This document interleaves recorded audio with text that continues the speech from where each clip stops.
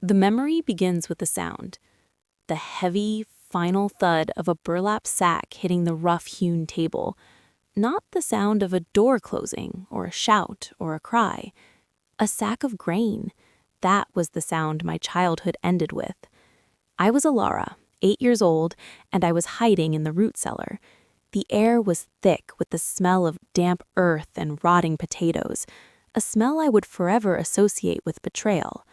The voices from above were a low, tense murmur, but I could hear every word as if they were spoken directly into my ear. She's small. The voice was unfamiliar, a grating rumble that held no warmth. But the bones are good. She'll last. My Uncle Bram's reply was a weary sigh.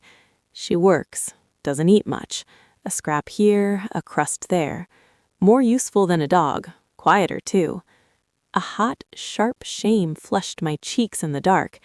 I was being compared to a farm dog, and found only slightly preferable. 1 sack, premium winter wheat. That is our offer. Take it or we move to the next village. The mountains are full of hungry children. A long, terrible silence stretched out. In that silence, I heard the future cracking apart. I heard the unspoken calculation in my uncle's mind. 1 less mouth, 1 less pair of worn shoes to mend, 1 less shadow in his miserable, poverty-stricken home. The weight of that golden wheat against the weight of me. Then, the sound. Thud. The decisive, solid sound of my life being traded. Done. The word was so simple, so utterly final. It wasn't shouted.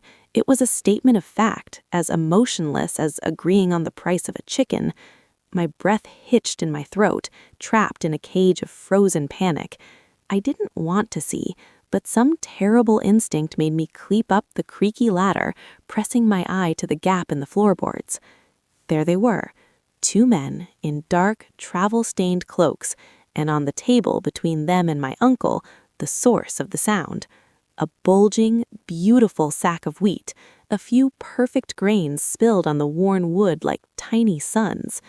My uncle's hand reached out, not to me, but to sift through that golden bounty.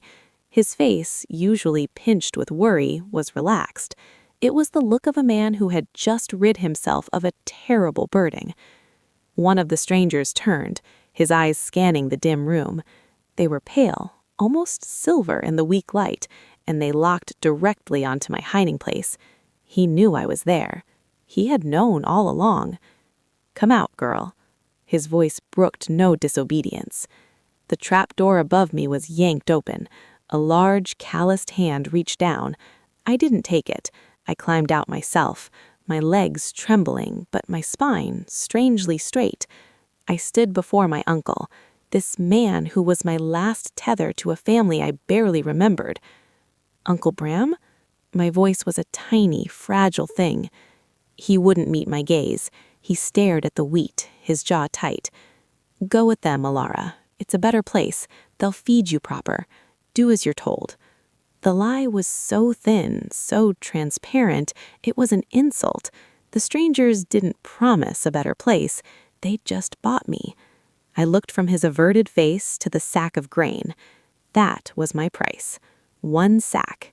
The injustice of it was a cold, hard stone settling in the pit of my stomach, replacing the hunger.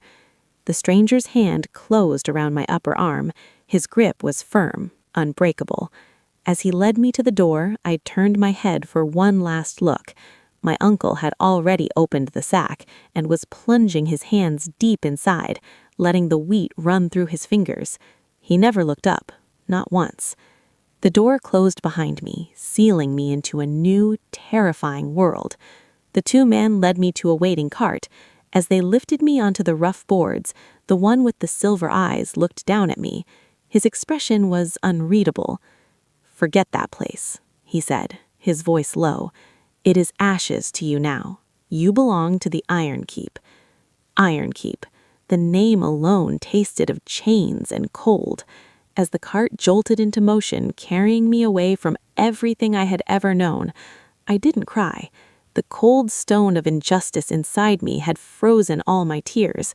I watched the barren fields and skeletal trees pass by, and I made a silent vow. I would never be a price again. I would never be worth just a sack of anything.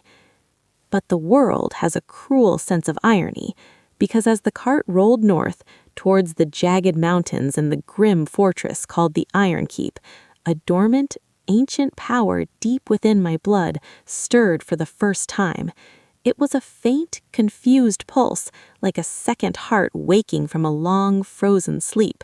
It reacted to the fading light of the moon, invisible behind the thick clouds, and it whispered a truth so monumental, so impossible, that had I heard it, I would have thought myself mad.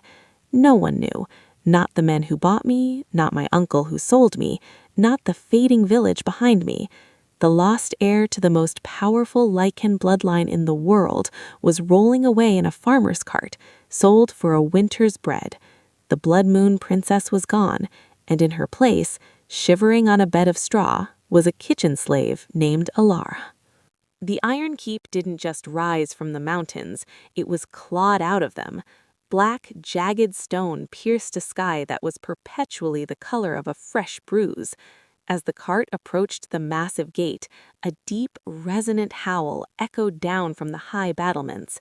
It wasn't the howl of a wolf, it was lower, richer, threaded with an intelligence that made the hair on my arms stand on end. The sound vibrated in my bones, and that strange, new pulse inside me gave a sudden, hard thump in response. A wave of dizziness washed over me. The silver-eyed man glanced down at me. The Guardians. You'll get used to it. I wouldn't. Every night for the next 5 years, that howl would find me, and every night, that secret inner pulse would answer, a silent, terrified echo.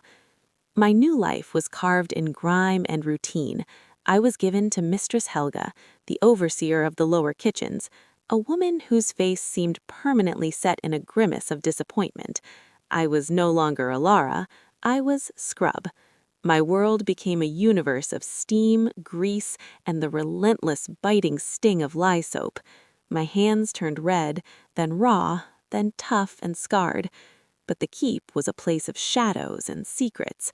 While I scrubbed cauldrons large enough to boil a person, I listened. The other servants, worn-down women and silent older men, spoke in hushed tones when Helga wasn't near. "The Alpha son is coming of age," one washerwoman muttered to another, wringing out a stained tunic. "They say the trials begin at the next full moon." "A waste of good strong youths, if you ask me," the other replied, her voice barely a whisper. "The mountain takes as many as it makes." Alpha, trials, full moon. The words meant little to me, but they carried a weight, a danger that permeated the stone walls. The real mystery, however, was the upper floors. The shining ones, as the servants called them, lived there. We never saw them. We prepared their food, vast quantities of rare, bloody meat and strange, pungent herbs, but it was taken away on covered trays by silent guards in gray livery. Sometimes, late at night, I would hear it, the sound of swift, impossibly light footsteps running along the battlements far above the kitchens. Not the heavy tread of guards, something faster, wilder. One frozen night, my hands aching from scrubbing, I was sent to dump a bucket of scraps in the midden heap outside the postern gate. The cold was a physical assault. As I trudged back, a shadow detached itself from the wall high above and landed on the walkway with a soft, precise thud, 20 feet from me. I froze. It was a boy, maybe a few years older than me. He was dressed in simple, dark training leathers, but he moved with a grace that seemed unnatural. His hair was the color of midnight, and his eyes caught the faint torchlight and seemed to glow a faint, luminescent amber. He stared at me, not with cruelty, but with a piercing, animal curiosity, as if I were a strange little creature he'd never seen before. He took a step forward, his head tilted. I should have bowed or scurried away, but I was rooted to the spot, mesmerized and terrified. That strange pulse in my blood fluttered, a frantic bird in a cage. You smell of soap and frost and something else, something old. Before I could even process his words, another shadow landed beside him, a taller, broader boy with a severe face. Kalen, don't linger. You're not to interact with the drudges. You know the rules. The boy named Kalen held my gaze for a second longer. A faint, confused brow touched his brow, as if he were trying to solve a riddle. Then he turned. She's not a drudge, Lucian. She's a mystery.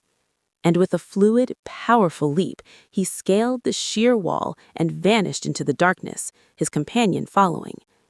I stood there, the cold forgotten, my heart hammering against my ribs. Drudge, mystery, his words spun in my head, but it was the look in his amber eyes that haunted me.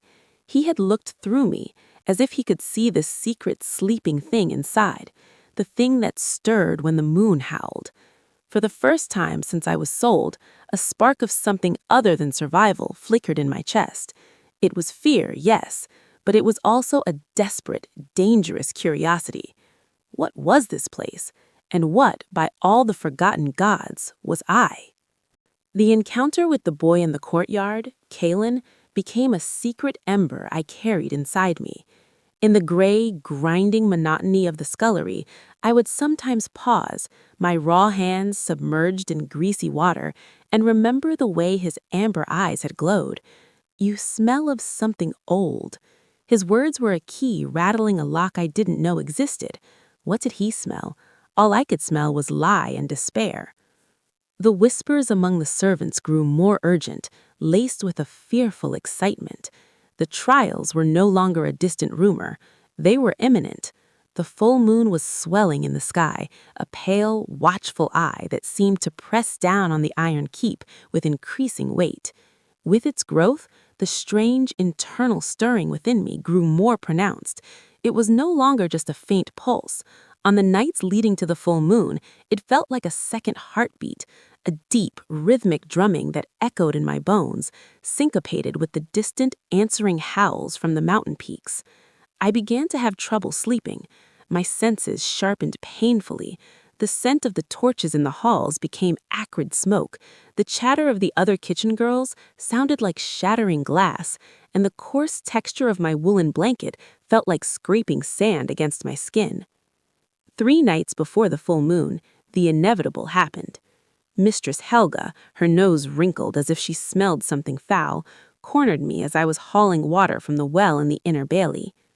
"You're jumpy as a scalded cat, girl," she snapped, her eyes narrow slits. "And you're burning up. Touch a fever. Can't have you sick in the whole lower hall. You'll sleep in the old storage cellar until it passes. Don't want your ailment near the food." It wasn't kindness. It was quarantine. The storage cellar was a forgotten stone room near the foundations, used for root vegetables that had long since rotted. It was cold, dark, and most importantly, isolated.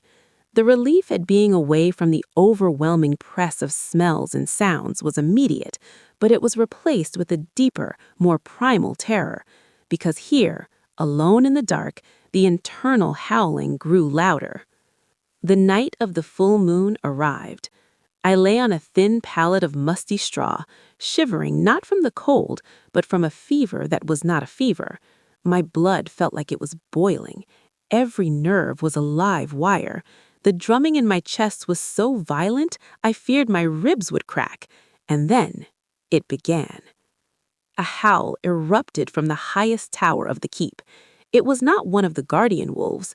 This was a voice, transformed, a beautiful, terrifying, soul-rending cry of power and wildness. It was joined by another, and another, a chorus of raw, untamed energy that shook the very stones of my prison. The trials had begun. As the symphony of howls cascaded over the mountains, something inside me snapped. A wave of pain, white-hot and blinding, arched my back off the pallet. I tried to scream, but my throat constricted, producing only a ragged gasp. My bones didn't break, but they ached, a deep, grinding ache as if they were trying to reshape themselves. My senses exploded. I could smell the damp stone, the iron in the soil 10 feet below, the distant pine forests on the mountain, the hot, metallic scent of blood from a recent kill miles away. I could hear the scurrying of a mouse in the far corner, the drip of water through ancient cracks, the individual breaths of the howling ones high above. The world was too bright, too loud, too much. And then, as suddenly as it crested, the wave receded. The pain faded to a dull, whole-body ache.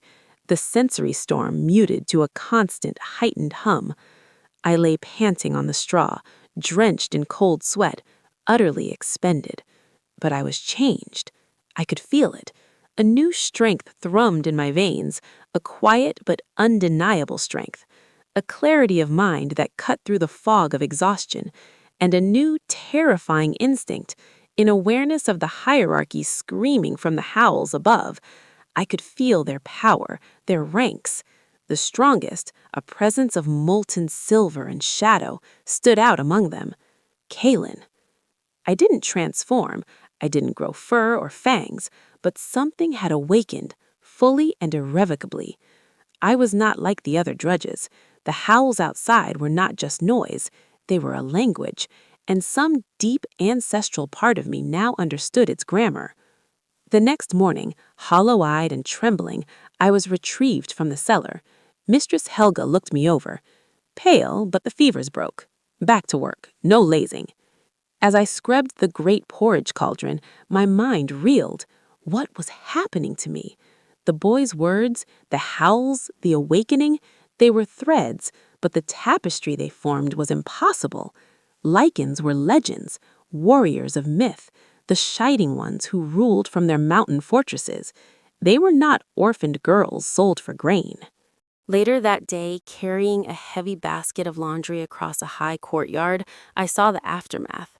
A group of young men, the candidates, limped or were carried past. They were battered, bloody, but their eyes shone with a fierce, triumphant light. And among them, walking without assistance, was Kaelin. A fresh cut marred his brow, but his bearing was that of a king. His amber eyes swept the courtyard, and for a fleeting second, they locked with mine. This time, there was no curiosity. There was a shock of recognition, so sharp it was like a physical blow. He stopped dead. His nostrils flared slightly. The boy beside him, Lucen, said something, but Kaelin didn't seem to hear. He was staring at me, as if seeing a ghost or a revelation. He took a step in my direction. Panic, sharp and instinctive, seized me.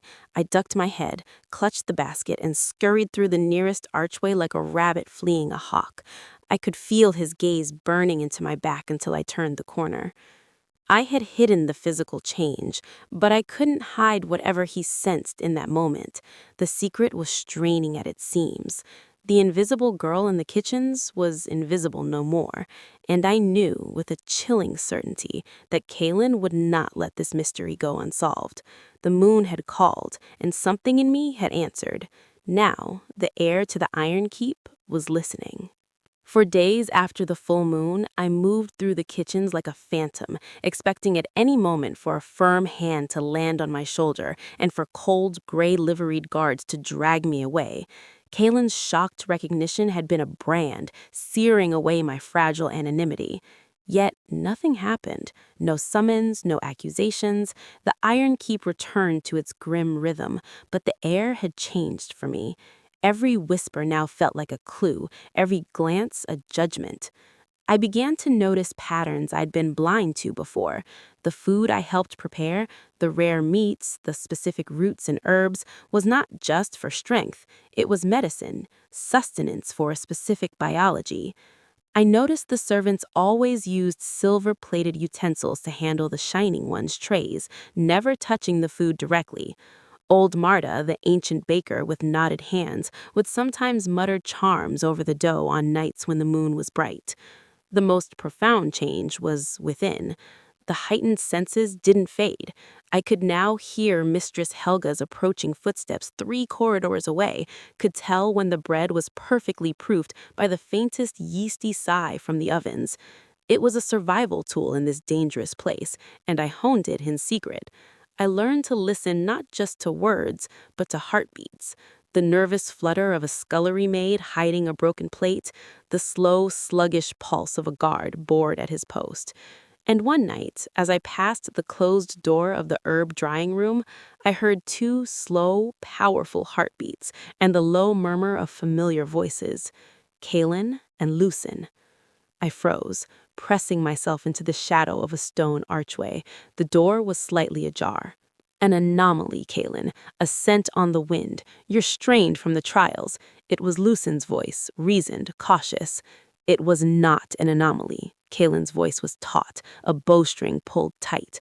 I scented it the first time, faintly, old blood, ancient, and after the moon it was clearer, faded but unmistakable. It clings to the kitchen drudge, the one with the frost-colored eyes. My blood ran cold. Frost-colored eyes, he remembered. Old blood could mean anything, Lucin argued. A distant ancestor who served a line, a trinket she carries. You cannot seriously think. I think my wolf recognized hers, Kaelin interrupted, his voice dropping to a whisper so low I barely caught it. And it bowed. A shock to silence followed. The very air in the corridor seemed to freeze. That's impossible, Lucin breathed. The Bloodmoon Line is extinct, wiped out a generation ago in the War of the Howling Canyons. Everyone knows this. Do they? Kaelin's tone was dark, thoughtful. What if a spark survived, hidden, ignored, sold? The word sold hung in the air like a condemnation. My heart hammered so loudly I was sure they would hear it. This is dangerous speculation, Lucin said, urgency sharpening his words. If the council heard you talking of a lost blood moon heir and it turned out to be a kitchen girl, your father would see it as a destabilizing fantasy, a challenge. You must let this go. I cannot. The resolve in Kaelin's voice was absolute. I will find the truth. Discreetly. I heard the rustle of movement and fled, silent as a shadow on the stones. I didn't stop until I was deep in the steam of the scullery, my hands plunged into the familiar, punishing heat of the washing water. My mind churned. Blood moon, extinct, air, my wolf bowed. The words swirled into a terrifying constellation. They thought I was royalty, a ghost from a dead dynasty. It was ludicrous, it was terrifying, and a tiny buried part of me, the part that had stirred to the howl of the moon, trembled with a terrifying sense of rightness. Kaelin was hunting the truth, and I was his prey. But I was no longer a helpless child. The awakening had given me tools. I had to learn. I had to understand what I was before he uncovered it.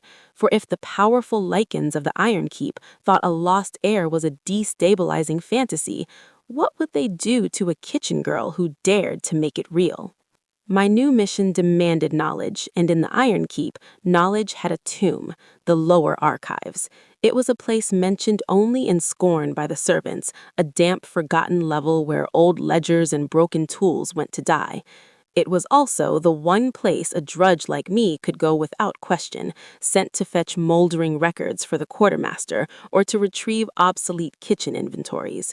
The next time the call came, I volunteered eagerly, earning a suspicious grunt from Helga. The archives were deeper than the cellars, carved into the mountain's root. The air was cold and still, thick with the smell of vellum, dust, and slow decay. The old archivist, a man so thin and dusty he seemed like a shelf come to life, waved a bony hand toward the back stacks without looking up. This was my chance. While searching for a ledger on salt pork, I began to stray. I moved past shelves of agricultural reports and into older, darker aisles. The scripts changed, becoming more elegant, more archaic. I found military dispatches, treaties, genealogies of lesser lines that served the Iron Keep. My fingers, clumsy with cold and anticipation, traced along spines until I found a section that felt different. The books here were bound in darker leather, tooled with symbols that made my skin prickle, crescent moons dipped in what looked like old rust, stylized wolves with starburst eyes. I pulled one out, its weight surprising.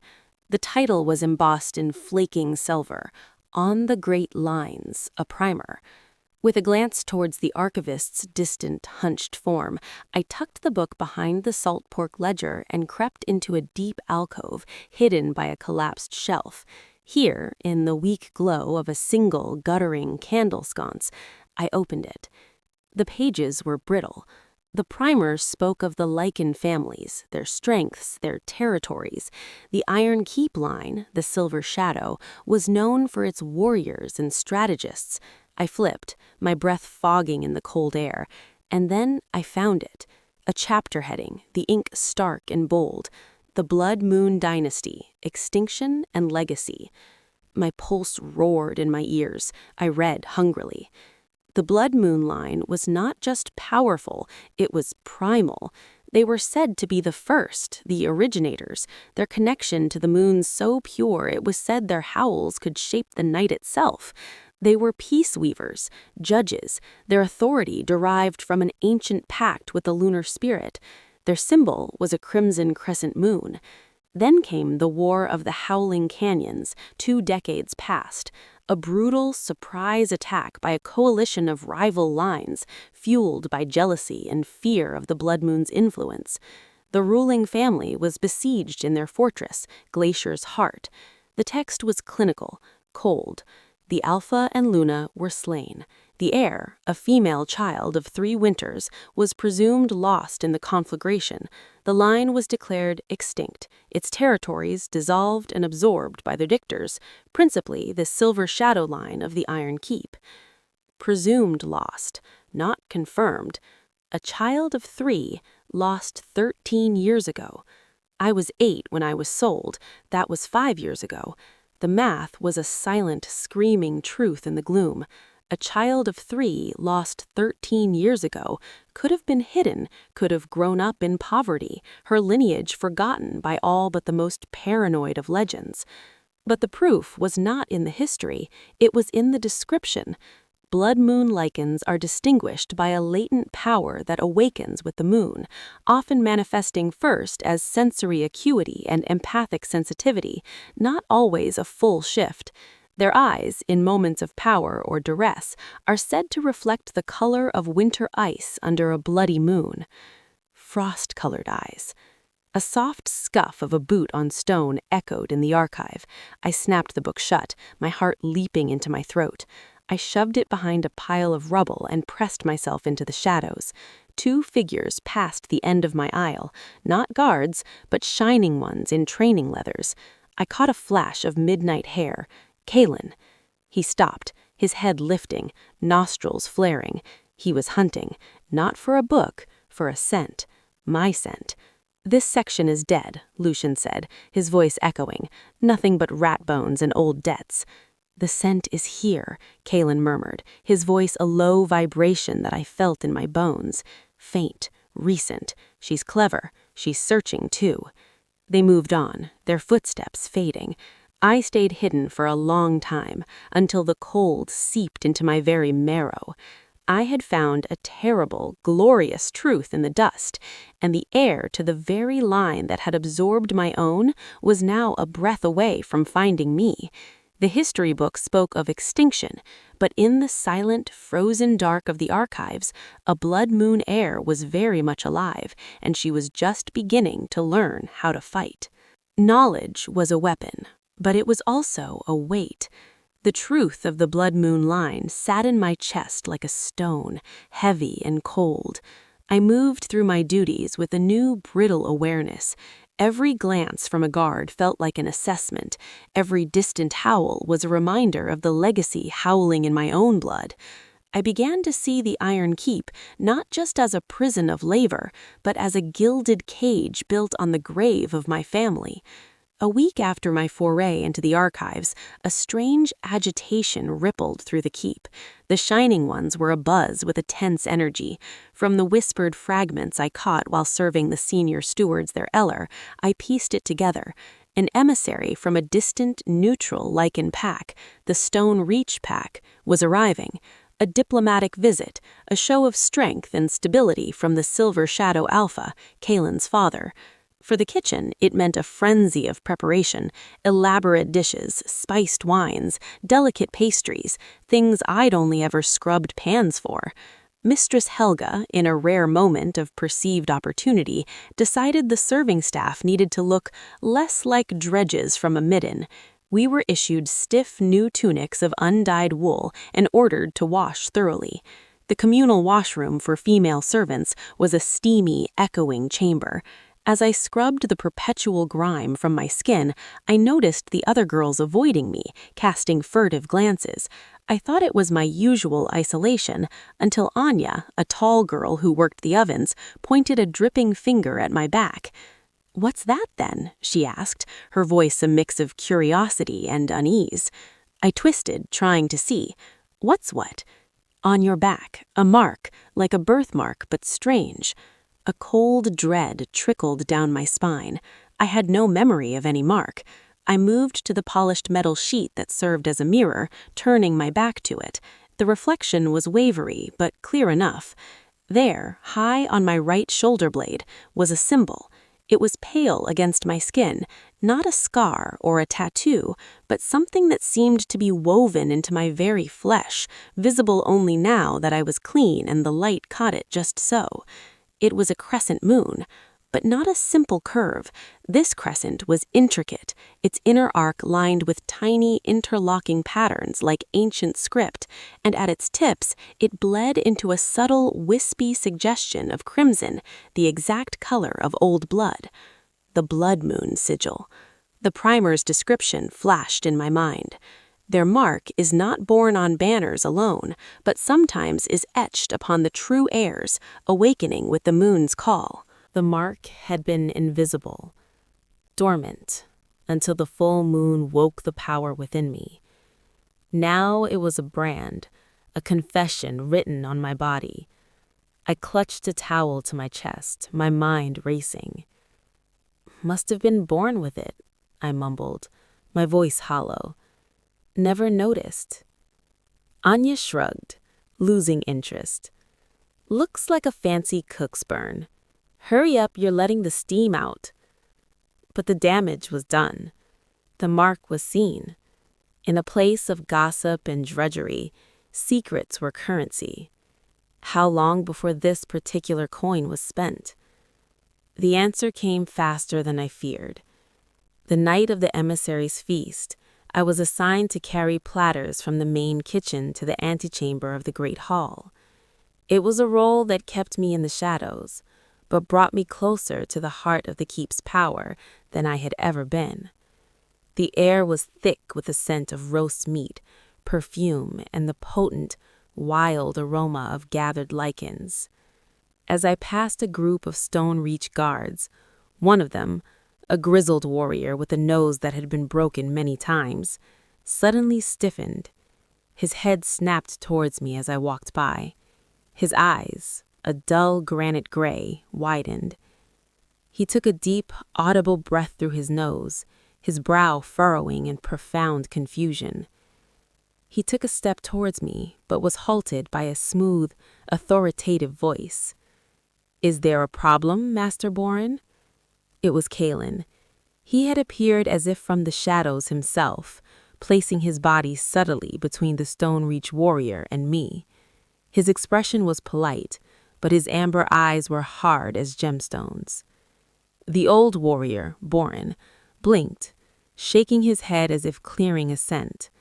He looked from my retreating back to Kalen's unyielding face. No problem, young Alpha. The smoke from the torches, it plays tricks on an old nose. For a moment, I thought I smelled—" He trailed off, shaking his head again. "Forgive me, the scent of a ghost." Kalen's smile didn't reach his eyes. There are no ghosts in the Iron Keep, Boren. Only strong stone and living blood. Please, enjoy the feast. I hurried away, my legs weak. The Stone Reach elder, from a line old enough to remember, had almost recognized the scent of Bloodmoon, and Kaelin had intervened, not to expose me, but to shield me. Why? Later, as I scrubbed the final platters in the empty, quiet scullery, I felt a presence. I didn't need to turn. I knew his heartbeat. Kaelin leaned against the doorframe, watching me. "The mark on your shoulder," he said, his voice quiet in the dripping silence. "The servants are whispering about the drudge with the moon brand." I kept scrubbing, the rough brush my only anchor. "It's a birthmark. It is the blood moon sigil." The words were not an accusation. They were a statement, weary and resigned. "The Stone Reach elders smell the truth in your blood. My father's guards are efficient, Alara. They will hear the whispers. They will come to see this mark for themselves." Finally, I turned to face him. "What do you want?" His gaze was intense, searching. "I want to understand, before they come with questions and knives. Who are you?" The question hung between us, vast and terrifying. He was offering a chance, a sliver of trust. But trusting the son of the line that profited from my family's destruction was the most dangerous thing I could do. Yet the walls were closing in. The mark on my shoulder burned like a cold brand. The ghost had been seen. Now it had to learn to live again, or be exorcised forever. The hours until midnight were an eternity measured in the pounding of my own heart. Every creak of the old keep was a footstep, every whisper of wind a voice plotting my capture. Kaelin's warning echoed, "Trust no one." The words turned familiar shadows into threats. I looked at Anya, at old Marta, even at the indifferent Mistress Helga, and wondered which of them would trade a secret for an extra ration or a moment of favor. When the final bell tolled the late watch, I slipped from my pallet. The heightened senses the moon had granted me were now my greatest ally. I could hear the slow, deep breathing of the sleeping servants, the patrolling rhythm of the guards 2 levels up. I moved like smoke, using the pathways of damp and shadow I'd unconsciously mapped over years of scurrying obedience. The old watchtower stood at the furthest, most dilapidated edge of the outer wall. It was considered unstable, its purpose long since replaced by newer constructions. The stones were slick with moss, the wooden stairs groaning under my slight weight. At the top, the wind was a living thing, howling through the broken crenellations, carrying the vast, wild scent of the untamed mountains. He was already there, a silhouette against the star-flecked sky, his back to me. He didn't turn as I approached. "You came," he said, his voice carried away by the gale. "You gave me little choice." Now he turned. In the moonlight, his features were sharper, the planes of his face etched in silver and shadow. His amber eyes held none of the imperiousness I saw in the courtyards. Here he looked troubled. Choice is a luxury neither of us has, it seems. "Tell me everything, from the beginning." And so, perched on the edge of the world, with the wind stealing our words, I told him. I spoke of the Frostwood village, of the sack of grain, of the indifferent men and the journey to the keep. I spoke of the years of scrubbing, of being invisible, and then, haltingly, I told him of the change, the internal drumming, the night of the full moon, the pain, the sensory explosion, the mark that appeared, the book in the archives, the history of a dead line. He listened in utter silence, his expression unreadable. When I finished, the only sound was the wind and my own ragged breath. "A sack of wheat," he murmured, the words filled with a disgust that didn't seem directed at me. "For a blood-mooned heir." He ran a hand through his hair, a gesture of frustration. What you describe, the awakening without a full shift, the sensory flood, the latent sigil, it aligns with the oldest texts my father has locked away. The blood moon gift was subtler, deeper than raw physical power. It was connection, empathy, an affinity with the lunar tide that could calm or incite the wolf in others. He stepped closer, his gaze intense. The night of the trials, my wolf, it didn't just bow, it settled. For the first time in my life, amidst the chaos and the competitive fury, I felt a moment of perfect, calm clarity. It came from your direction, an anchor in the storm. I shook my head, backing away a step. That's impossible. I was in a cellar, in agony. Power doesn't always roar, Alara. Sometimes it whispers, and sometimes a whisper is all it takes to command a king. He let out a long breath. My father, Alpha Valerius, cemented his position by leading the coalition that broke the Bloodmoon Line. The official story is one of necessity, of stopping a tyrant. But the old ones, like Boren today, they remember whispers. Whispers that the attack was a betrayal during a peace summit, that the Bloodmoon Alpha was murdered under a flag of truce. The stone beneath my feet seemed to lurch. The history book had been clinical. This was personal, venomous. You think my family was murdered, and yours? Gained their territory, their wealth, their status, Kalen finished, his voice thick with self-loathing. I was raised on the legend of my father's glorious victory. Now I find the last scrap of that vanquished line scrubbing our floors. Do you understand my position? If you are who I believe you are, my entire legacy is built on a lie and a crime. The enormity of it crashed over me. This wasn't just about me hiding. This was about a kingdom built on sand. So you'll take me to him to clear your conscience? No. The word was sharp, final. If I take you to my father, you will disappear. The secret of the surviving heir would unravel everything he has built. You would be deemed an imposter and executed, or quietly vanished. My father protects his legacy above all else. He looked out at the mountains, his jaw tight. I am my father's son. I am bound to the Silver Shadow line, but I am also bound to something older, the truth, and to the strange peace my wolf finds in your presence. He turned his piercing gaze back to me. I will protect you. I will help you understand your power. But you must swear to me, here, under the moon, that you seek knowledge, not vengeance. Vengeance will burn us all. It was a staggering offer. Protection from the enemy, tutelage from the heir, but at what cost? My silence? My complicity? And what do you get from this, Kalen? I asked, my voice small against the wind. To atone, he simply said, and perhaps to build a future for our people that isn't founded on buried bones. Do we have a compact? The moon, a sharp sliver in the sky, seemed to watch, waiting. I was alone in the world, with a mark on my back that was a death sentence. He was offering a lifeline, tangled and thorny as it was. I had no allies, no power, no future, except the one he was offering to forge with me. I took a deep, shuddering breath of the free, cold mountain air. We have a compact. He nodded, a solemn, grave gesture. Then the first lesson starts now. Your senses are awake, but you are drowning in the input. You must learn to focus, to listen for one heartbeat in a crowd, to isolate the scent of wolfbane from 100 others, to feel the shift in the air before a howl is voiced. This is not just for hiding.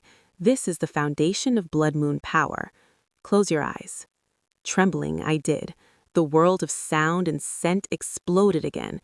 The wind, the distant river, the sleeping keep, the rich wild scent of the lichen beside me. Now, his voice was a calm, steady anchor in the chaos. Listen for my heartbeat, just mine. Find the rhythm and follow it. In the dark behind my eyelids, amidst the torrent, I reached out. I let the other sensations blur into a background hum. I searched, and there it was. A strong, steady, powerful drumbeat, the heartbeat of the Alpha Sun, the heartbeat of my only ally in a den of wolves. I focused on it, and for the first time since the awakening, the world did not feel like it was tearing me apart. It felt like I was finally, tentatively, learning how to hold it together. Kalen became my secret shadow, my silent tutor, Our meetings in the old watchtower became a ritual under the indifferent stars. He taught me control, not to silence the wild symphony of my senses, but to conduct it, to dial the scent of 100 sleeping bodies down to a murmur and amplify the faint, musky trail of a fox on the lower slopes, to hear not just a guard's footsteps, but the minute shift in his gait that indicated boredom turning to alertness. He also brought me fragments, a stolen page from a restricted text on lineage markers, a faded map of territories showing the vast swath of land that was once Bloodmoon's, now stamped with the silver shadow wolf head. Each piece was a thorn, embedding the reality of my loss deeper into my soul. But the keep was stirring. The Stonereach emissary had left, but the ripple of his near discovery remained. I noticed subtle changes. Guards lingered near the kitchens. Mistress Helga was questioned, her sharp eyes scanning us more frequently. The mark on my back felt like a beacon. I took to wearing my old, stained tunic under the new one, a suffocating but necessary layer of concealment. The true test came during the lunar appeal, a monthly tradition where the common folk from the surrounding valleys could bring grievances to the keep's stewards. The great hall's lower galleries were opened, and the kitchens worked to provide simple refreshment. I was assigned to carry a heavy jug of small beer to the server station. The hall was a cacophony of smells and sounds, unwashed human bodies, the nervous sweat of petitioners, the earthy scent of their woolens, and over it all, the dominant, clean power aroma of the silver shadow lichens presiding from the high table. Alpha Valerius sat at the center, a man of imposing stature and hair the color of iron. His presence was a physical pressure in the room, a low, threatening hum of authority. For the first time, I saw the face of the man whose legacy was built on my family's ashes. His eyes, a colder, harder version of Kalen's amber, scanned the crowd with detached assessment. As I moved through the throng, a familiar grizzled face caught my eye. It was the farmer from 2 valleys over, Haggard, who sometimes supplied the keep with hardy root vegetables. He was arguing passionately with a steward, his face flushed. "The 3rd time this season. Not wolves, I tell ye. Wolves take a sheep, leave a mess. This was clean, a whole herd scattered and terrified, but only 1 yearling taken. Clean kill. And the scent? It were wrong. Not animal, not proper." My steps slowed. The steward waved him off, dismissive. "Wolves are clever, old man, or it was poachers from the Blackwood. Next." But Haggard's words, his fear, resonated in my bones. A clean kill, a wrong scent. I focused, pushing past the overwhelming odors of the hall, and caught a wisp of Haggard's clothing. Beneath the sweat and soil and wool, there was a faint, acrid, metallic trace. It was familiar. It was the scent that clung to the gray liveried guards of the Iron Keep after their patrols. A scent of forged iron and a particular pine tar soap. But underneath that, something fouler, a hint of rot, of cruelty, of something that enjoyed the fear it caused. This wasn't wolves or common poachers. This was a lichen, one of the keep's own, and they were terrorizing their own people. As the thought crystallized, a wave of nausea hit me, followed by a surge of heat. My vision swam. The hall's noise coalesced into a single, piercing ring. And then I felt it, a spike of malicious satisfaction coming from the high table. I swayed, the heavy jug slipping in my hands. A strong hand shot out, steadying the jug and my arm. Kalen. He had appeared beside me, his face a mask of polite concern, but his eyes were blazing with warning. "Clumsy girl," he said loudly for the benefit of nearby guards. "The weight is too much for you. Return to the kitchens." His grip on my arm was firm, guiding me away from the gallery. When we were in a relatively quiet anteroom, he turned on me. "What happened? You went white as milk." I told him, my words tumbling out, the farmer's story, the scent, the wave of empathic malice from the high table. "It's one of yours, Kalen. A silver shadow is preying on the villagers." His face darkened. "Are you certain?" "The scent was in the air. The feeling, it was vile. Can't you sense it?" He looked grim. My wolf senses challenge, aggression, dominance. What you describe, it's subtler, a sickness of the spirit. It is a blood moon gift to feel the truth of a heart, not just the strength of a claw. He paced. If a warrior of the keep is breaking the covenant, causing fear instead of protecting from it, it is a corruption that could rot us from within. My father would see it as weak leadership if exposed. So you'll ignore it? The words were out before I could stop them, laced with the bitterness of my own people's suffering. He stopped, his eyes meeting mine. No, but we cannot act blindly. If I accuse a warrior without proof, it will look like I am purging my father's loyalists to strengthen my own position. It would be political suicide, and it would draw every eye onto me, and onto you who was standing right there. He sighed. We need evidence, solid, undeniable evidence. He looked at me, a new, reluctant respect in his gaze. You have the senses. You found the truth in a crowded hall. Can you track it? Can you find the source of that scent, that feeling? The challenge was terrifying, to hunt a lichen warrior. But the memory of the farmer's desperate face, the echo of that cruel satisfaction, steeled me. This was my people too now, not by blood, but by shared suffering under the same power. I can try, I whispered. He gave a sharp nod. Then the hunt begins. But carefully, Alara. We are not just hunting a rogue. We are hunting a lie within these walls. And lies, when cornered, bite the hardest. The lesson had changed. It was no longer about control for survival. It was about wielding my strange gift as a weapon. To find a hidden predator, I would have to become a hunter. And the first trail I would follow was the scent of lies, leading from a terrified farmer's field right into the heart of the Iron Keep. Kaelin stared at me. It's too dangerous. If we're caught outside the keep without cause. We have cause. To protect your people. Isn't that the Alpha's duty? The words were a challenge. He was silent for a long moment, then gave a sharp, resigned nod. 3 nights from now, the moon will be right. Meet me at the postern gate when the midnight bell tolls. Wear dark clothes, and be ready to run. The next 3 days were an agony of anticipation. I stole a pair of dark trousers and a tunic from a discarded mending pile, hiding them under my pallet. My senses were on a knife's edge, jumping at every sound. The mark on my back felt like it was burning in warning. On the appointed night, the keep was quiet.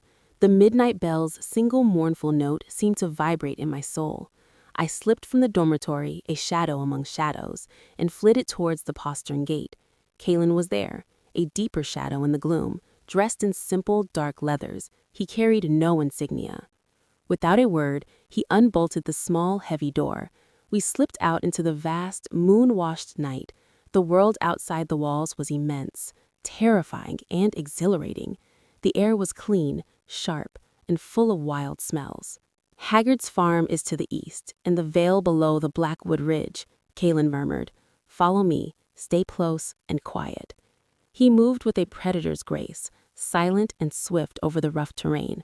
I struggled to keep up, my human legs no match for his lichen-enhanced speed, but my new stamina and balance, gifts of the awakening, served me well. We ran under the skeletal branches of the Blackwood, the silence broken only by our breathing and the distant cry of a night bird. Suddenly, Kaelin stopped, crouching. He pointed ahead, to where the tree line broke into pasture land. Haggard's farm. All was quiet, the herd dark lumps in the moonlight. But the scent hit me first, that acrid metallic tang, laced with pine tar, and beneath it, the foulness, the hollow malice. It was fresh, very fresh.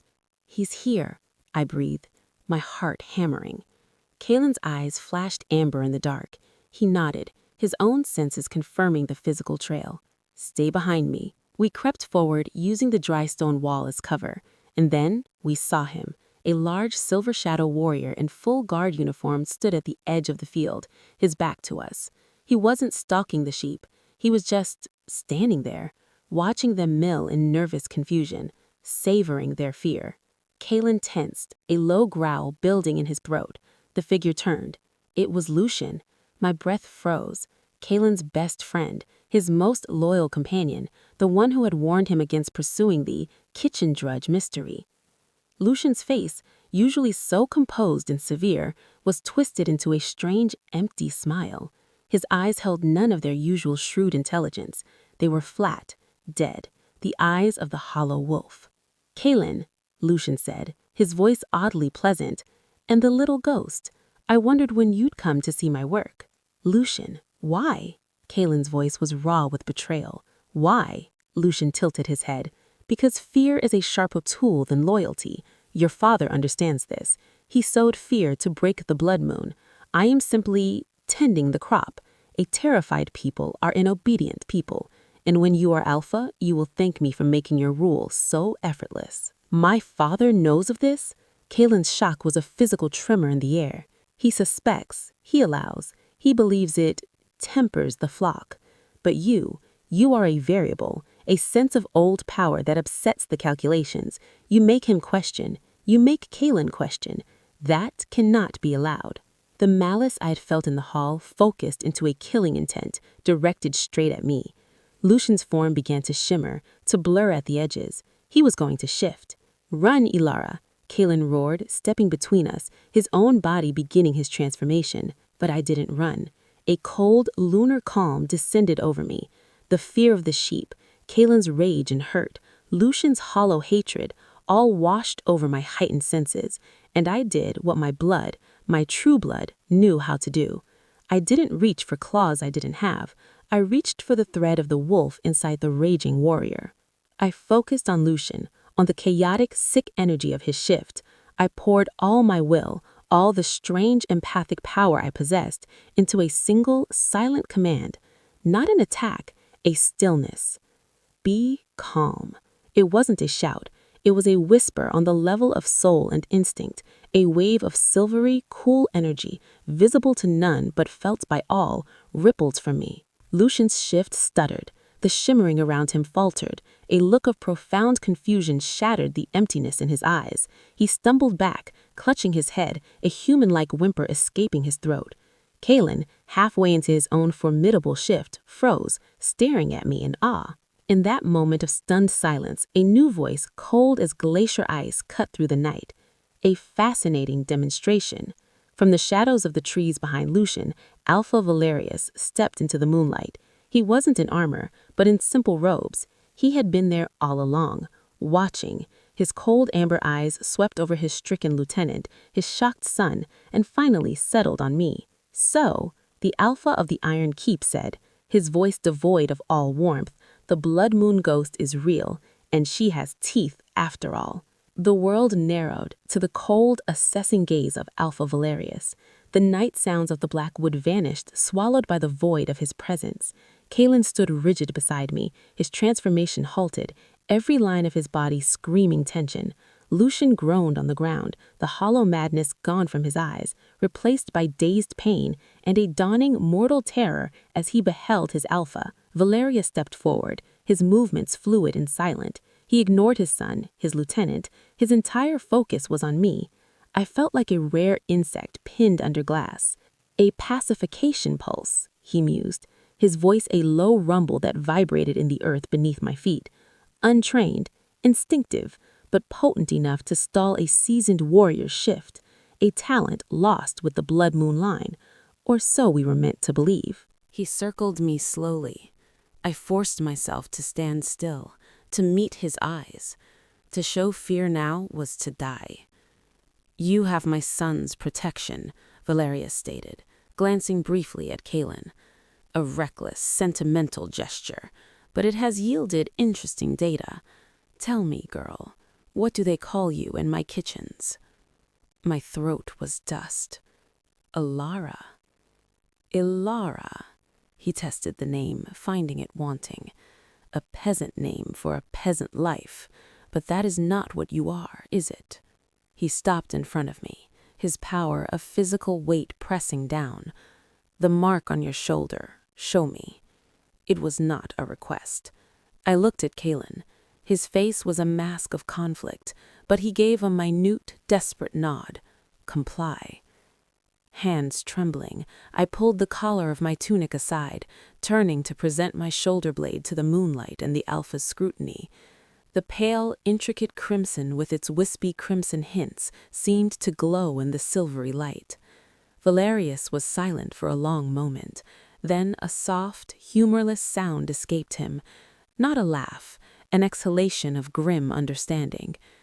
The sigil of Alara Bloodmoon, the last Luna. Her child was said to bear it on the right shoulder, a familial quirk. He reached out a finger, and before I could flinch, he traced the edge of the mark. His touch was not cruel, but it was cold, clinical, a scholar examining a specimen. It is genuine, not a glamour or a trick. The last heir did not perish in the fire at Glacier's heart. She was smuggled out, hidden among the human dregs. And now the wheel turns, and she is delivered to my very door, sold for a bag of grain.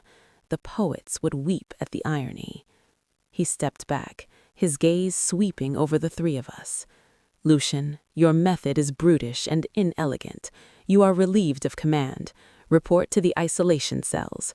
You will contemplate the meaning of loyalty and whose fear you should truly cultivate. Lucian, pale and shaking, bowed his head. Yes, my Alpha. He did not look at Kaelin as two guards I hadn't even noticed materialized from the trees to escort him away. Valerius had come prepared. Then the Alpha turned to his son.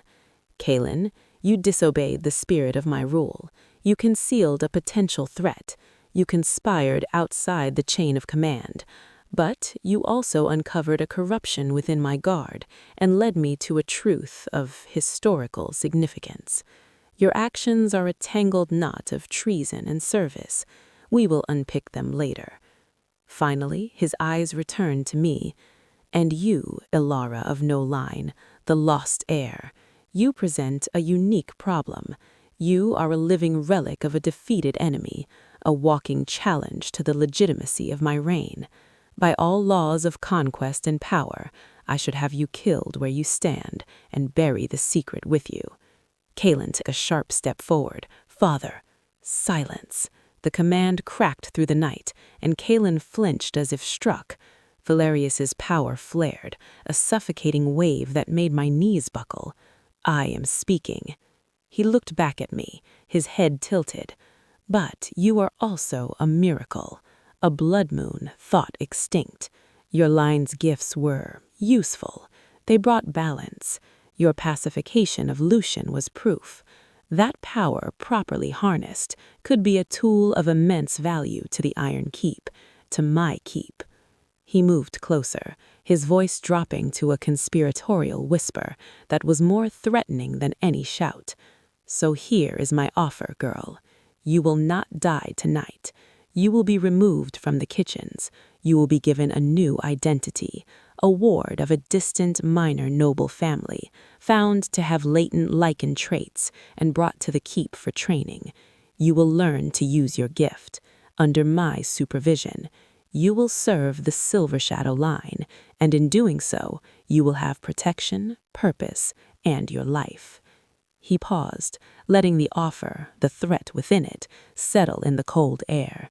In return, you will never speak of your true lineage. You will renounce the Bloodmoon name. You will be loyal to me and to my heir after me. The past remains dead. You are a foundling with a rare talent, nothing more. Do you understand? The choice was no choice at all. It was a gilded cage, far more beautiful and far more secure than the scullery. It was life, but a life built on the burial of my true self. To accept was to betray every ancestor who bore the mark on my shoulder. To refuse was death. I looked at Kaelin. His eyes were desperate, pleading. Live, they screamed at me. I thought of the darkness of the root cellar, of the weight of the sack of grain. I had vowed never to be a price again. But this was a different kind of transaction. My silence for my survival, my truth for a future. I met Alpha Valerius's icy gaze. I understand. A thin, cold smile touched his lips. Wise. We returned to the keep at once. You will be taken to the Grey Tower. Rooms have been prepared. From this moment, the drudge Alara no longer exists." As he turned and began to walk back towards the trees, his guards falling in around him, Kaelin rushed to my side. "Ilara, I'm sorry. Later," I whispered. The enormity of the bargain was crashing down on me. I was walking away from the field, but I was leaving myself behind. The Grey Tower was not gray, but pale silver stone. The rooms were not a cell, but a beautiful, cold suite. A sitting room, a bedroom with a real bed, a window overlooking the mountains. There were dresses in the wardrobe, fine wool and soft linen.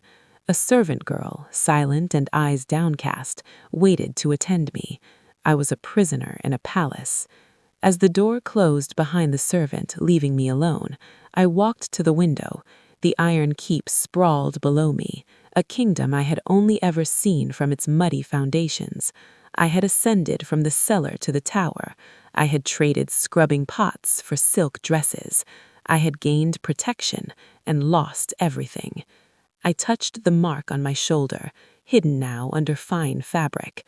The blood moon was not extinct. It was captive, and its heir had just agreed to wear the colors of the enemy. The victory in Alpha Valerius's eyes was complete.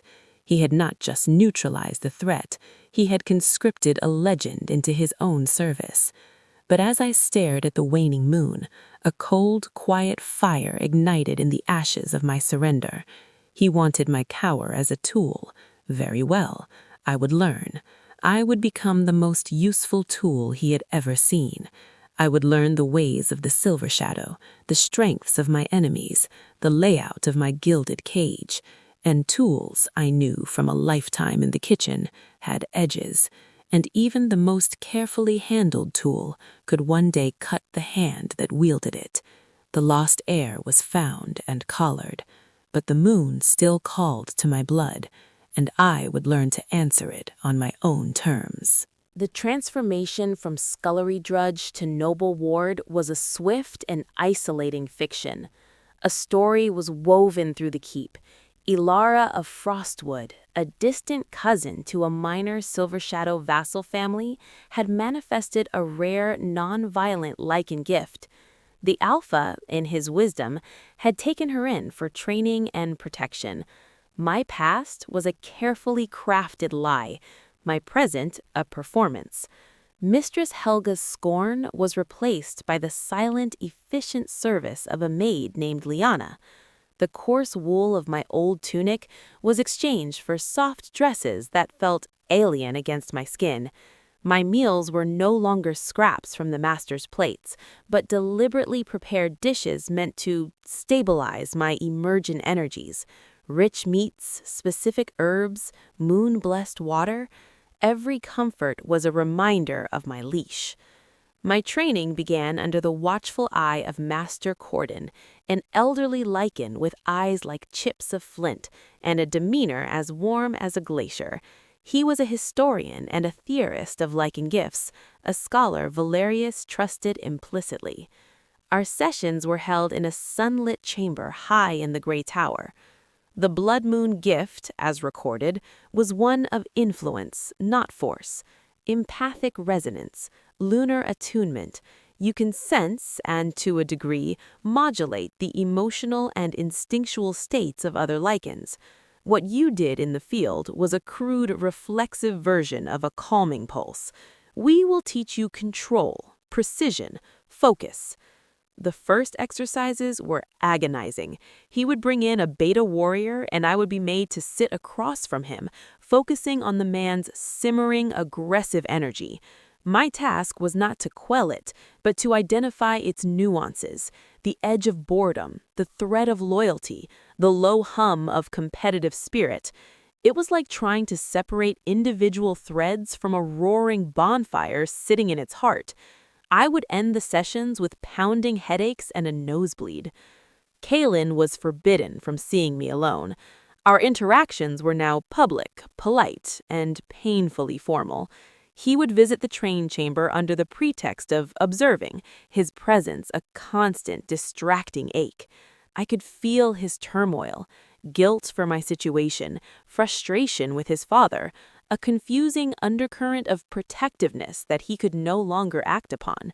We spoke in careful, coded phrases. "Is your accommodation satisfactory, Lady Ilara?" he asked, the title feeling like a slap. "Quite, my prince. The view is enlightening. I see the whole prison from here. Master Corden is a demanding tutor. I trust you are learning much. I know this is hard. Indeed, one learns much about containment. I am learning how to be a weapon for your father." His jaw would tighten, a flicker of pain in his amber eyes, before the mask of the air slid back into place. Our compact, forged under the stars, was now buried under layers of politics and his father's decree. The true test of my gilded cage came during my first formal dinner in the High Hall. Dressed in a gown of slate blue, I was seated at the lower end of the high table, a curiosity on display. The hall was full of Silver Shadow nobility, their sharp eyes missing nothing. I could feel their curiosity, their suspicion, their mild disdain for this foundling suddenly elevated. Alpha Valerius presided, a king showcasing a new acquisition. "Our young ward progresses," he announced to the table, his voice carrying. "A unique talent, one that may bring a new harmony to our ranks." An older lord, with a beard like a thicket of briars, sniffed. "A gentle gift for gentle times, Alpha, but can it withstand a real challenge? The border skirmishes with the Nightfang pack intensify. We need claws, not whispers." A challenge hung in the air. Valerius's smile was thin. "Perhaps a demonstration is in order. Kalen." My heart stalled. Kalen looked up, wary. "You and Captain Bren are to lead a punitive raid on the Nightfang outpost at Don's Ridge in 3 days. Lady Ilara will accompany you." A murmur rippled through the hall. Taking a non-combatant on a military raid was unprecedented, reckless. "Father," Kalen said, his voice carefully measured, "her training is nascent. The field of battle is no place." "It is the perfect place," Valerius interrupted, his gaze on me, "to see if a whisper can be heard amidst the roar, to see if her gift can turn the tide of fury, even for a moment. She will be well guarded. Consider it her final examination." It was a death sentence disguised as a test. If I failed, I would be dead at the hands of the Nightfangs. If I succeeded, I would prove my worth as a weapon Valerius could deploy at will. And if I refused, I would be admitting my uselessness, a position as deadly as any battlefield. All eyes were on me. I could feel the smug satisfaction from the bearded lord, the cold calculation from Valerius, the desperate worry from Kalen. I set down my fork, the silver clinking softly on the fine china. I raised my eyes to meet the Alpha. I would be honored to observe, my Alpha, and to assist the prince in any way my whispers are able. My voice did not shake. Valerius's cold smile returned. "Excellent. The moonlit shield they called the Bloodmoon Line. We shall see if a shard of that shield remains." The dinner resumed, but the taste of food was ash in my mouth. The gilded cage had just been opened, not to set me free, but to thrust me into the arena. My first real test would not be in a sunlit chamber, but on a bloody ridge surrounded by howling enemies and guarded by allies who saw me as either a pawn or a liability. The tool was being taken off the shelf for its first use. I had 3 days to learn how to ensure it didn't break in the hand of its master or turn in the grip of the enemy. The 3 days before the raid were a frenzy of grim preparation. My training with Master Corden took on a brutal, practical focus. No more identifying nuances. Now it was about projection, how to cast a wave of calming energy over a specific area, how to focus it on a single raging individual, how to do it while terrified, while surrounded by chaos. "The gift is tied to your own emotional state," Corden warned, his flinty eyes boring into mine. If you panic, your pulse will become a shriek of fear that will enrage every lichen within a mile. You must find a core of ice within yourself, the still point of the moon. Find it, or you will die. I searched for that still point. I found it in the memory of the cold, silent vow I made in the cart leaving my village, in the icy stone of injustice that had settled in me the day I was sold. That cold, hard place was my anchor. We rode out at dusk, a column of 30 Silver Shadow warriors, Kaelin and the grim Captain Bren at its head. I was placed in the center, mounted on a steady mare, dressed in dark, practical riding clothes, not armor. I was a vulnerability, a secret weapon, a question mark. The journey to Dawn's Ridge was tense and silent. The forest gave way to rocky, broken highlands. The air grew thin and cold. I could feel the aggression of the warriors around me, a simmering pot about to boil. Kaelin's energy was a tightly coiled spring, a mix of battle focus and acute protective anxiety that I could taste like metal on my tongue. We dismounted a mile from the Nightfang outpost, a cluster of rough stone huts clinging to the barren ridge under a sliver of moon. The plan was simple, brutal, a direct assault to punish recent incursions. My role was undefined. Assess the field, Bren had grunted. Use your gift if an opportunity presents to disorient a cluster of them. Do not leave the protective circle. As the warriors began their final approach, slipping into the shadows like ghosts, Kaelin gripped my arm, his touch burning through the wool of my sleeve. His eyes glowed faintly in the dark. Stay behind the line of boulders. Do not engage. Do not try to be a hero. If everything goes to the hells, run. Take the mare and go south. Promise me. I saw the fear in his eyes, not for the battle, but for me. I promise. I lied. I had no intention of running. This was my test, my chance to prove I was more than a secret to be buried or a tool to be coddled. The silence shattered. A roaring battle cry went up from the Silver Shadow warriors as they stormed the outpost. The Nightfangs, hairy and savage-looking, poured out to meet them with answering snarls. The night erupted into chaos of clashing steel, tearing claws, and bestial howls. From my hiding place behind the boulders, the sensory onslaught was worse than the kitchen, worse than the Great Hall.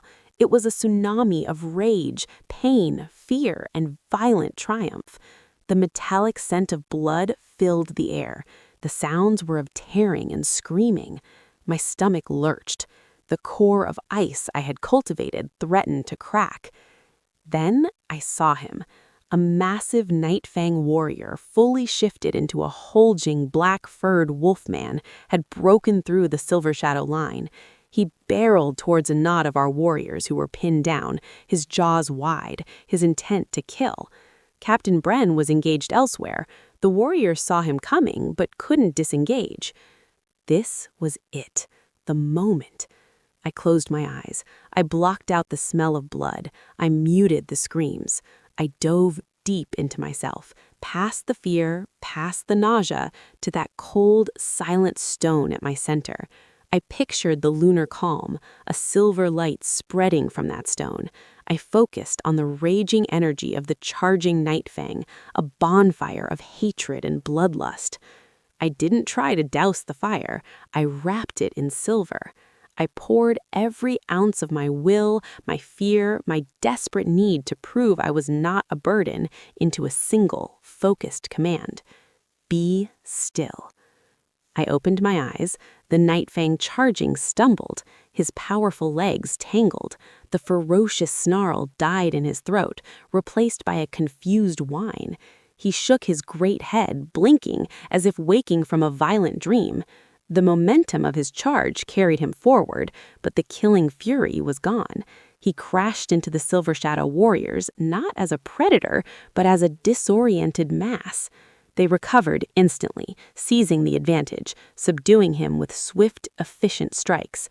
A pocket of silence fell around him.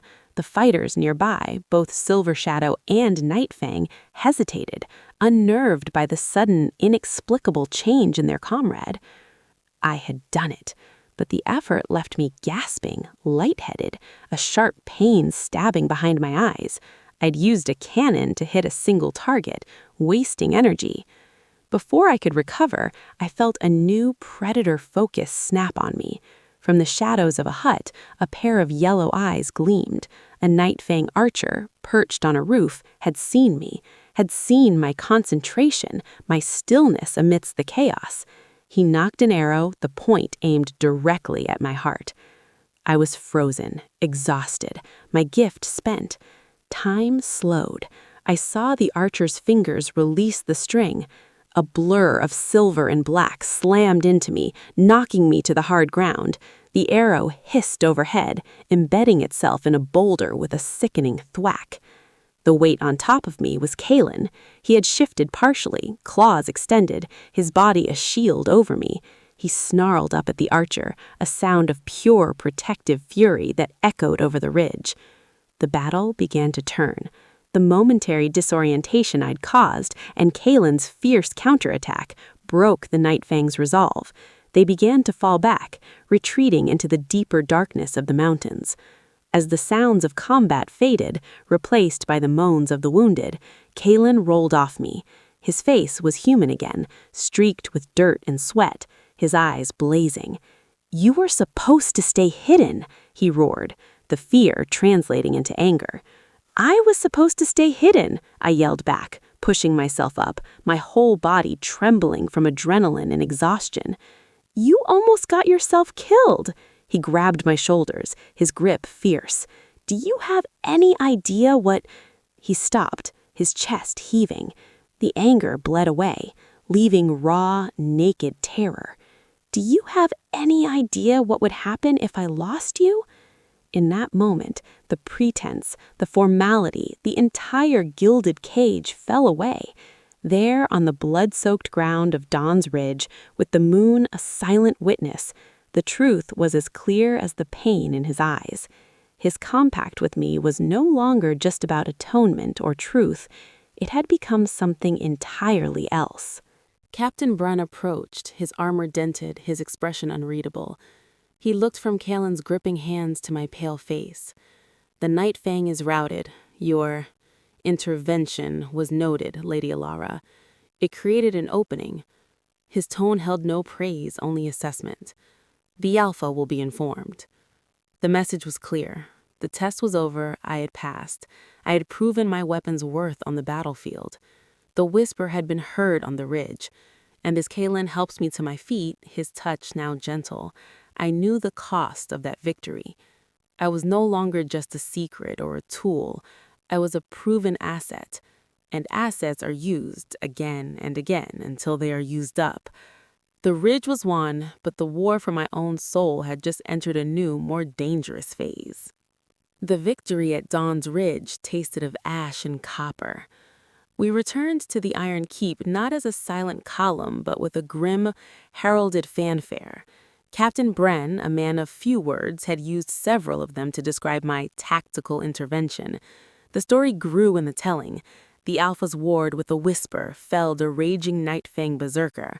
I was no longer just a curious foundling. I was a weapon that had been field-tested and proven. The celebration in the Great Hall that night was a spectacle of cold politics. I was dressed in a gown of silver gray, the color of the Silver Shadow line, a deliberate choice that felt like a uniform. I was seated at the high table, not at the end, but closer to Alpha Valerius. His toast was to new tools for a new age, his eyes on me like a smith assessing a freshly forged blade.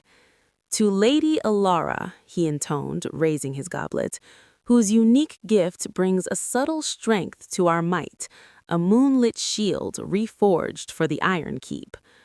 The nobles drank, their smiles not reaching their eyes. I could feel it, a volatile mix of respect, suspicion, and deep-seated resentment. I had breached their warrior world with a power they didn't understand. Kalen sat stiffly beside his father, his face a polite mask. Our moment on the ridge, the raw terror in his eyes, was buried under layers of ceremony. We did not speak. The true cost of the whisper was not paid in the hall, but in the silence of the great tower afterwards. The headache from the ridge never fully left. It settled into a constant low throb behind my eyes, a drumbeat synced to my own pulse. Sleep, when it came, was not restful. I began to dream in silver and crimson. I stood in a grand hall, not of dark iron keep stone, but of pale, luminous marble veined with blue. Frost glittered on tapestries depicting wolves running under a double crescent moon, one white, one red. A woman with hair like winter wheats and eyes the color of a frosty dawn knelt before me, her hands on my small shoulders. Her voice was melody and sorrow. Remember the heart of the mountain, little star. Remember the pact written in ice, not blood. The dream would shatter with the sound of splintering stone and a single betrayed snarl. I would wake gasping, the echo of the snarl vibrating in my bones, the woman's face fading, but her eyes, my eyes, lingering in the dark. The waking worlds began to bleed into the dream. During the day, in the heart of the Iron Keep, I would catch flashes, a glimpse of a pale marble arch where a rough-hewn one stood, the sense of frost blossoms instead of torch smoke, the echo of laughter from a courtyard now used for weapons drill. The past was a ghost pressing against the present, and the pressure was cracking my mind. My training intensified. Master Corden was no longer just a tutor, he was a taskmaster forging a precision instrument. The ridge was brute force, he chided, his flinty eyes missing nothing of my pallor, my trembling hands. You shouted, we must teach you to speak, to suggest, a nudge to the right, a cooling of anger before it erupts. Control is everything. Lack of control is a death sentence, for you and for those around you. The exercises grew more complex, more draining. I had to calm 2 sparring warriors while simultaneously heightening the alertness of a sentry across the room. The effort left me nauseous, my nose bleeding sluggishly onto the training mats. The core of ice was melting under a fever of exhaustion. One afternoon, after a session where the world had swum in gray waves and Corden's voice had sounded like it came from underwater, he did not dismiss me. He watched as I wiped the blood from my lip, my breath ragged. The power seeks a conduit, and your body is unaccustomed. The Bloodmoon gifts were nurtured from childhood, woven into the spirit. Yours is a wild vine, forced to grow in a foreign trellis. It strains you. He hesitated, an uncharacteristic flicker in his stone-like demeanor. He glanced at the door, then reached into the folds of his robe. He withdrew not a scroll or a blade, but a simple leather cord. From it hung a teardrop of milky stone, shot through with a single faint filament of crimson that seemed to pulse in the dim light. This belonged to Alara, he said, the name hanging in the air, the last Bloodmoon Luna, my grandmother. It is a focus stone, a link to the lunar currents you are so violently tapping. It may steady the flow. It may help you channel the visions instead of being drowned by them. He held it out. I stared, not at the stone, but at him. You knew her. I served as a junior scholar at Glacier's Heart before the war, he said, his gaze distant. I recorded their histories. Their ways were different, softer, some said. Deeper, I believed. His eyes focused on me, sharp and clear. Your survival is a miracle, but Valerius sees a tool. Kaelin sees a complication. I see a last thread of a tapestry that should not have been cut. Take it. Wear it hidden. It will call to your blood, and in time it may help you listen to the whispers of the stone instead of just screaming back. My fingers closed around the pendant. It was warm, not from his hand, but with an inner gentle heat. The moment my skin touched it, the throbbing in my head eased just a fraction. The chaotic sensory noise of the keep softened to a murmur. For the first time in days, I took a full, clear breath. Why risk this? I whispered. Because history is not a corpse. It is a sleeping giant. And you, child, are its awakening heartbeat. Now go, and do not let the Alpha see it. I slipped the cord over my head, tucking the moonstone beneath my gown. It arrested against my skin, a secret weight over my heart, a cool anchor in the feverish storm of my own power. That night, the dream was different. I was in a dark place, deep underground. The air was cold and still. Before me was a great door of age-blackened wood, carved with the double crescent moon. The woman from the marble hall, Alara, stood before it, her hand on the carving. She turned her frost-dawn eyes to me, and for the first time, she spoke directly, her voice clear and urgent in the dreamed silence. The truth is not in the songs of victory. It is in the silence under the mountain. Find the door, heir of my blood. Find the door they sealed with their lie. I woke not with a gasp, but with a profound, chilling certainty. The whispers were no longer just echoes. They were a map. The Iron Keep was built on a grave, and the ghost in the stones was not just any ghost. She was my blood, and she was telling me where to dig. The tool had been given a target, not by its master, but by the very legacy he sought to erase. The cost of the whisper on the ridge was a crack in my sanity. The pendant was a lifeline, and the dream was a compass, pointing down.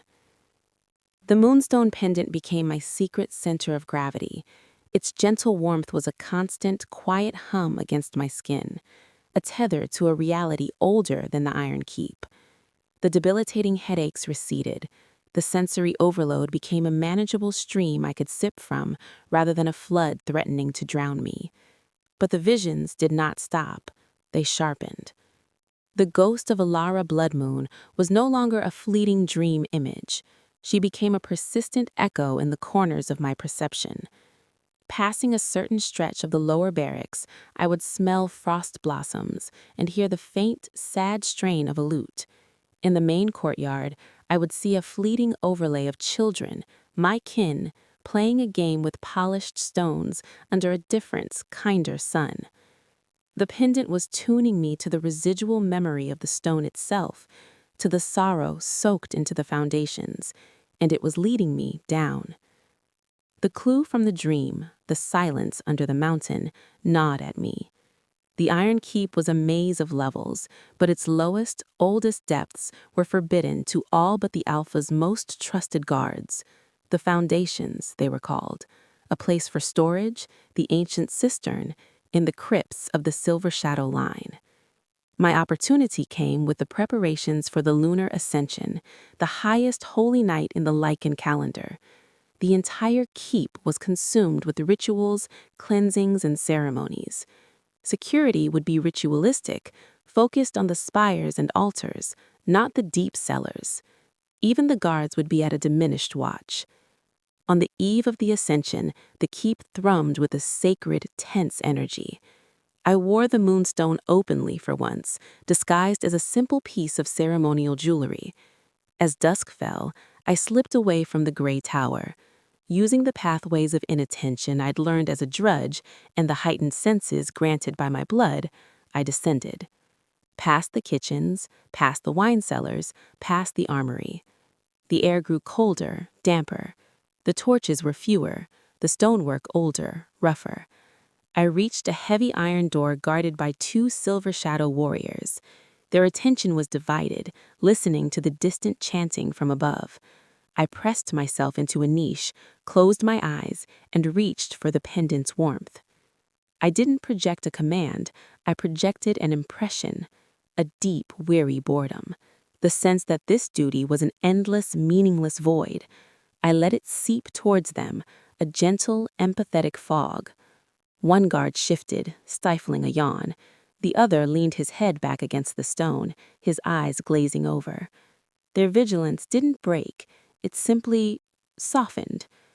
As one turned to make a slow patrol down a short corridor, I slipped past, a shadow in the flickering torchlight, through the door he'd left marginally ajar. I was in the foundations. It was a world of dripping water, towering pillars, and oppressive silence. The silence from my dream. I moved forward, my heart a frantic bird in my chest. The moonstone grew warmer, pulsing softly. It was pulling me. I followed its call, a thread of lunar light in the absolute dark. I passed alcoves holding crumbling sarcophagi carved with silver shadow wolves. The air smelled of old death and damp earth. And then I saw it. At the very end of the deepest corridor, where the hewn stone gave way to the natural rock of the mountain, was a door. It was exactly as in my dream. Age-blackened wood, massive, bound with bands of iron that were red with rust, and carved into its center, worn but unmistakable, was the double crescent moon of the Bloodmoon Line. My breath caught. This was no silver shadow crypt. This was a tomb they had sealed and hidden. I approached, my hand outstretched. The moonstone flared, hot against my skin. As my fingers neared the carving, the faint filament of crimson within the stone blazed like a tiny captured star. A corresponding glow, deep and bloody, ignited within the carved moons on the door. A low, resonant hum filled the corridor, a sound felt in the teeth more than heard.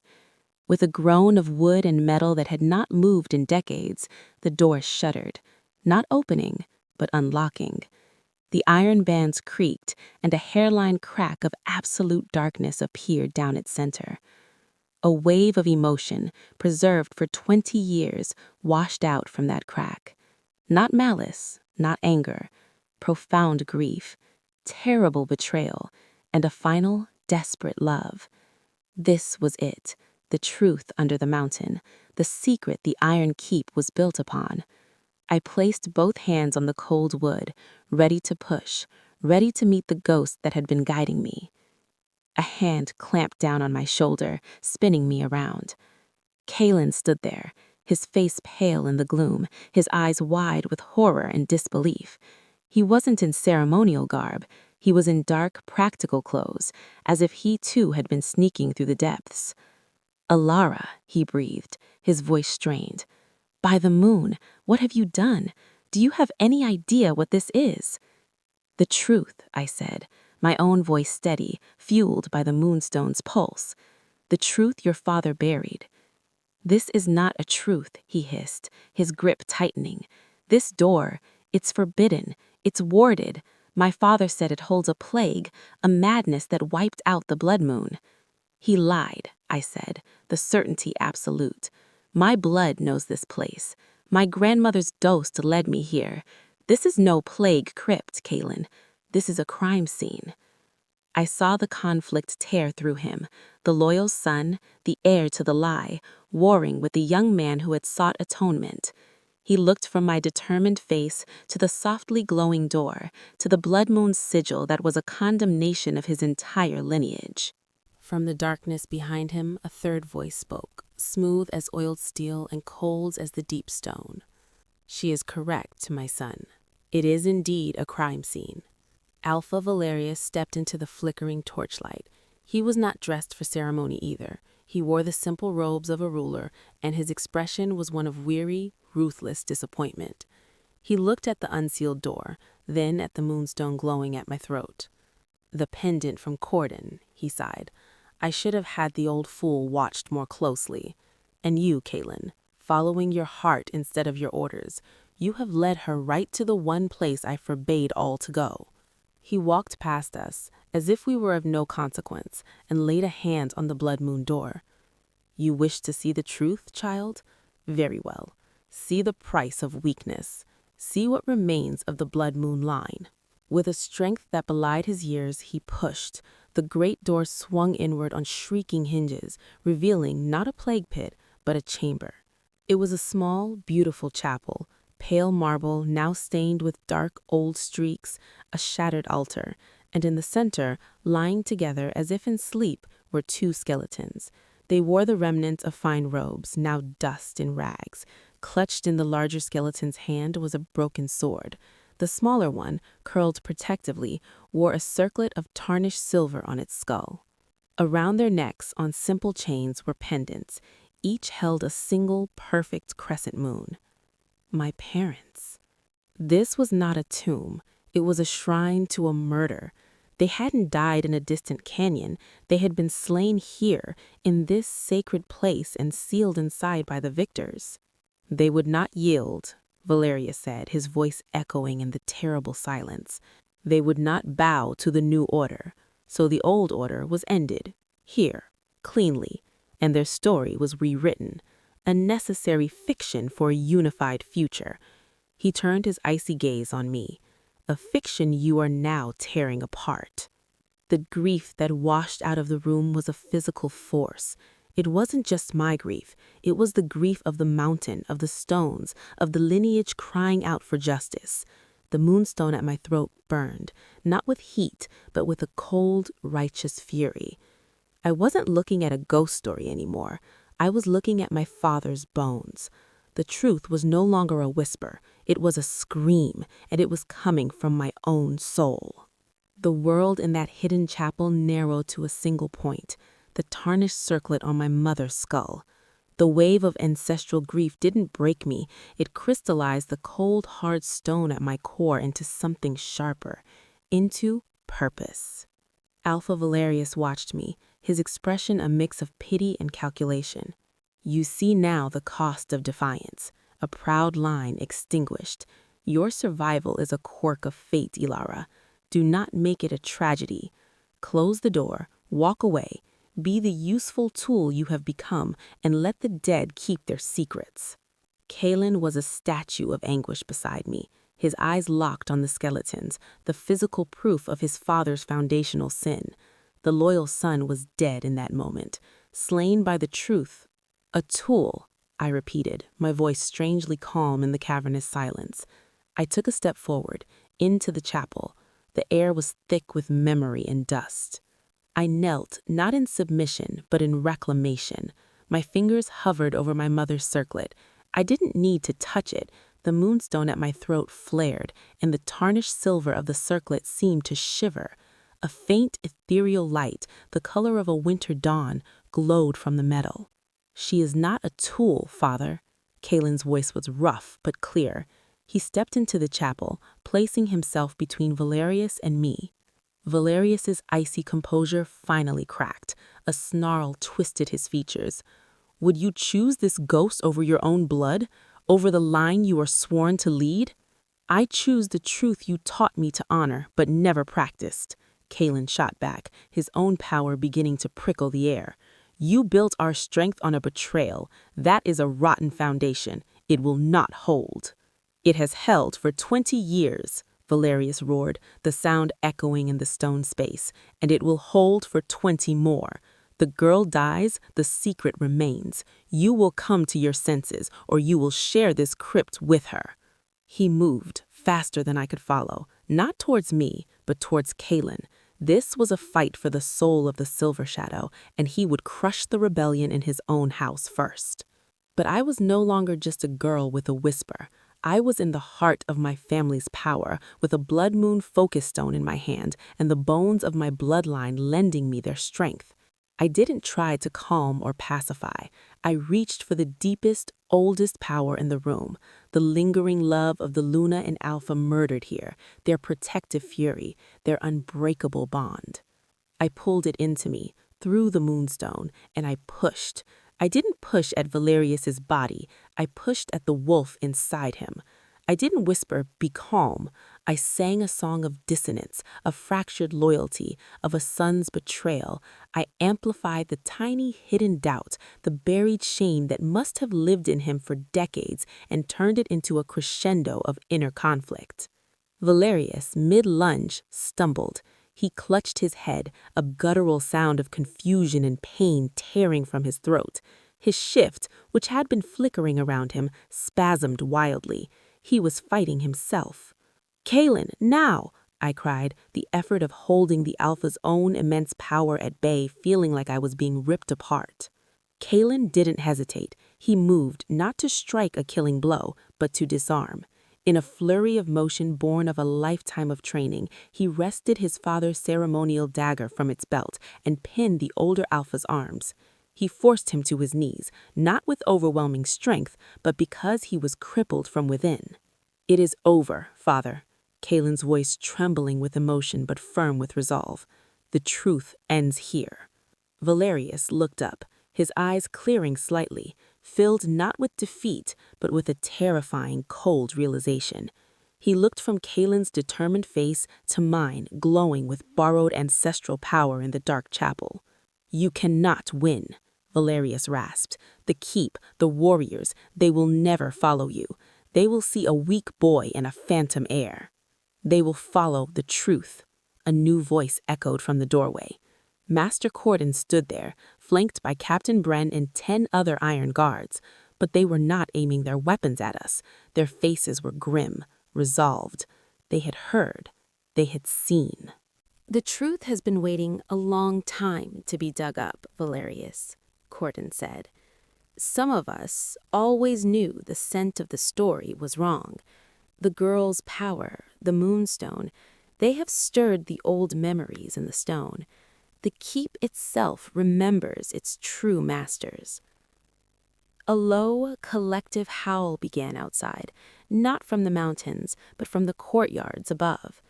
It was a howl of confusion, of shifting allegiances, of a pack feeling the ground move beneath its paws. The lunar ascension had reached its peak. The full moon's light would be seeping down the shafts, touching the hidden chapel. As if in response, the glow from my mother's circlet intensified. The faint dawn light brightened, turned silvery, and then deepened to the color of a rose-tinted moon. A beam of it lanced from the circlet to the moonstone at my throat, and then erupted from me in a silent, expanding wave. It was a pulse, but not of pacification. It was a declaration, a beacon of lineage. It shot through the stone, up through the foundations of the iron keep, and into the night. Above, the howling stopped. A breathless, waiting silence fell. In the chapel, the light settled. It illuminated the bones of my parents with a gentle, respectful radiance. It shone on Kaelin, holding his father, his expression one of painful duty. It lit the faces of the guards, showing dawning understanding. And it cast my shadow, tall and unwavering against the wall, crowned with the ghost light of the Bloodmoon circlet. I stood, the power humming in my veins, not as a wild vine, but as a deep-rooted tree. I looked at Alpha Valerius, broken by his own hidden guilt. I looked at Kaelin, who had chosen justice over legacy. "The Bloodmoon Line is not extinct," I said, my voice carrying a weight and resonance that was not entirely my own. It was the voice of the mountain, of the moon, of the forgotten dead. It has returned, not for vengeance, but for remembrance, not to tear down your keep, but to cleanse its foundations. I walked to the doorway, past the guards who bowed their heads, not in submission to a new alpha, but in respect to a truth finally acknowledged. Kaelin released his father to the custody of Captain Bren and fell into step beside me. We ascended from the deep darkness, not as a prisoner and her captor, not as a tool and her master, but as two heirs to a broken world. Ahead was not a victory, but a reckoning. The pack was waiting, confused and leaderless. The moon was high. And the girl who was sold for a bag of grain had just reclaimed her name. The lost Luna was lost no more. The blood moon had risen, and its light would now forever change the face of the Iron Keep.